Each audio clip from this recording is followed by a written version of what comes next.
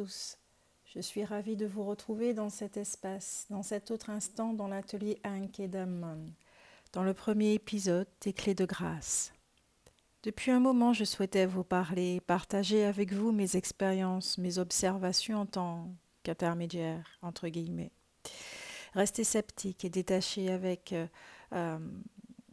tout ce que vous allez entendre, car il ne s'agit pas de penser avec la notion tort ou raison, mais simplement d'écouter le récit d'une autre forme sur cette planète. Ce ne sont pas tous les êtres qui naissent et qui oublient. Certains se rappellent, mais l'environnement dans lequel ils vivent provoque l'oubli ou le reniement. Certains se rappellent et restent dans un état de silence et d'observation, ce qui fut mon cas. Ce que je suis restée là et observait, captait tout ce qui se passait avec la forme qu'elle incarnait et autour de cette forme. Je me souviens encore de ce moment où je suis dans les bras de mon père, que je le regarde et que j'y ressens qu'amour. Le mot papa n'avait aucun sens pour moi, vide d'essence parce qu'il n'était pas mon père. Il était ce que je suis, dans une autre forme. Il n'y avait aucune distinction, aucune séparation, aucune différence. Et c'était la même chose pour les autres membres de ma famille. Et je pouvais voir aisément la charge énergétique que constituaient toutes les mémoires qui les alourdissaient.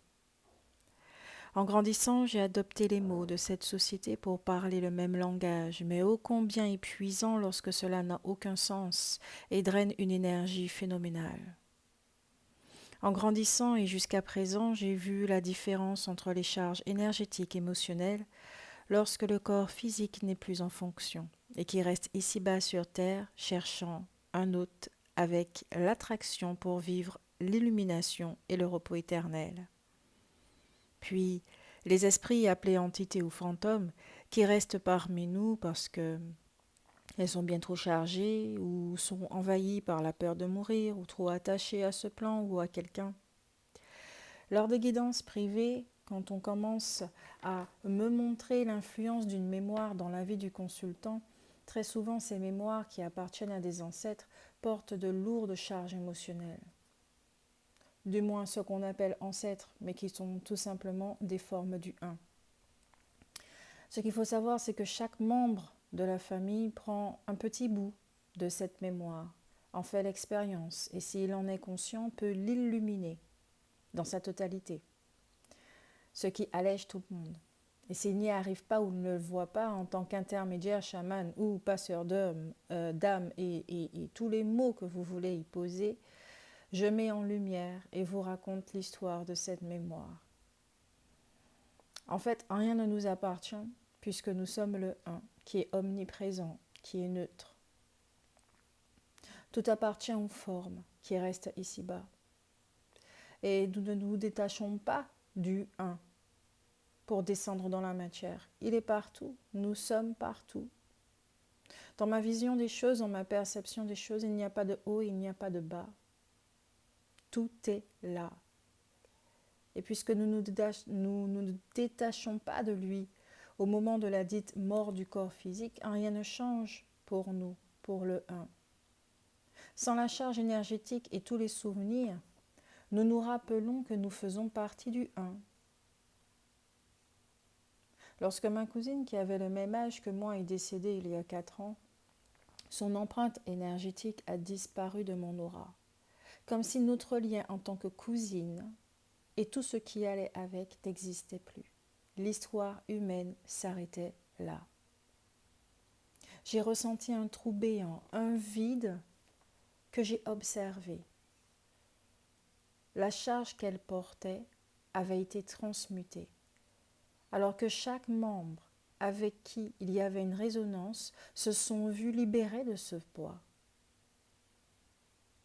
Elle avait fait son job, et le jour où son esprit vient me dire au revoir, j'ai ressenti qu'elle était accompagnée. Il n'y avait aucune porte de l'au-delà, rien. Son esprit retourna dans le tout, un tout qui est omniprésent, que nous respirons, que nous voyons lorsque nous prenons le temps. Il n'y a pas de après, pour nous, dans ma conception des choses, ou de remonter sur des plans supérieurs, parce que ce que nous sommes est déjà là, le un est déjà là, il est partout, omniprésent, omnipotent. Le seul après qui existe est pour ceux qui restent avec ce vide et cette douleur que seul le temps pourra apaiser, et encore. Pour ma grand-mère, j'avais déjà dit au revoir à sa forme, à son esprit. Et quand son corps physique cessa de lutter contre toutes ces maladies, elle qui est le tout continuait de faire partie du tout. La seule image que j'avais d'elle était celle d'une femme libre qui souriait et qui dansait tout le temps dans sa belle robe blanche. Par contre, j'ai pu rencontrer la route de certains esprits qui résistaient à se fondre dans la masse. L'identification était très marquée, ils avaient peur de se dissoudre, de ne plus exister. Ces esprits venaient à ma rencontre pour illuminer la charge qu'elles portaient. Je voyais leurs histoires, puis cet allègement créait cette légèreté qui leur donnait envie de goûter au tout. Ce sont toutes ces croyances terrifiantes à propos de l'au-delà, du après, de l'obscurité, du fait de ne pas savoir ce qu'il y a de l'autre côté qui crée une charge inutile, crée de la résistance au moment T. La peur de mourir crée et approfondit la croyance imaginaire de la séparation, le besoin de contrôler. Une fois que le corps physique ne peut plus continuer le jeu, cela provoque ce que je vous ai cité plus haut. Mais maintenant, prenons juste conscience que nous ne sommes pas ce corps physique, émotionnel, mental et spirituel. Ces corps, ces véhicules servent le un. Ce que nous sommes pour expérimenter le potentiel de notre créativité. Nous ne sommes pas les croyances, nous ne sommes pas les pensées, nous ne sommes pas les formes pensées et encore moins les émotions. Prenons un temps pour inspirer et expirer.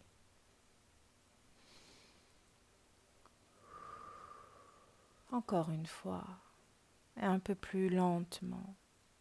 Détendons-nous avec le souffle et les yeux fermés ou fixés sur une belle image, comme vous voulez. Concentrez votre attention sur votre inspire et votre expire.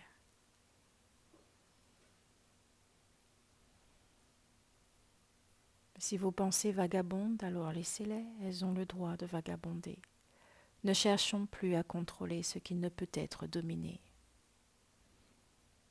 Continuons à nous détendre avec notre inspire et notre expire. Voilà. Vous êtes de plus en plus détendu grâce à votre souffle qui vous aide à revenir au rythme du un, de ce que vous êtes, de ce que nous sommes. C'est cela. Revenons à notre rythme. Inspirons et expirons.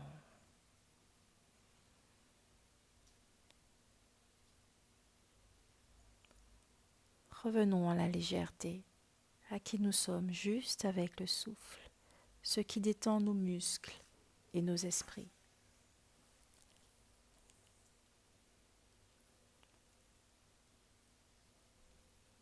La charge énergétique. L'esprit reste pendant un moment ou pas. Et quand nous appelons un défunt, c'est l'esprit que nous invoquons, celui qui a partagé une histoire avec nous, celui qui avait une forme, donc celui que nous pensions être séparé de nous.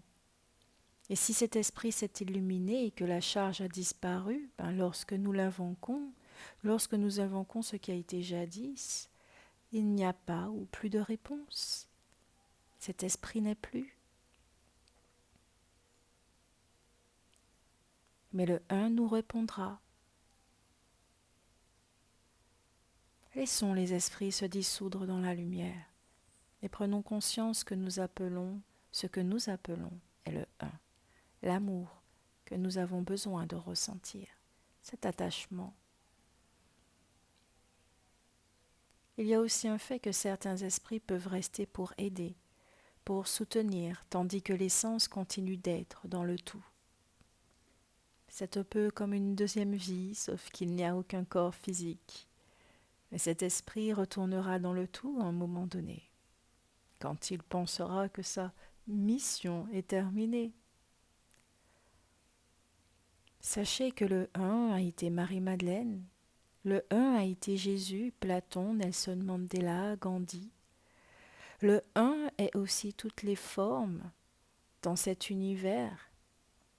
Il est le tout ici et maintenant, prend de multiples formes pour se présenter à lui, à nous, selon nos croyances. Il revêt une apparence pour nous apporter de l'aide, pour s'apporter de l'aide, parce qu'il incarne la compassion comme Dame Kuan Yin, le pardon comme Marie-Madeleine, l'amour maternel comme Marie, la paix comme Siddhartha, qu'on appelle plus communément Bouddha.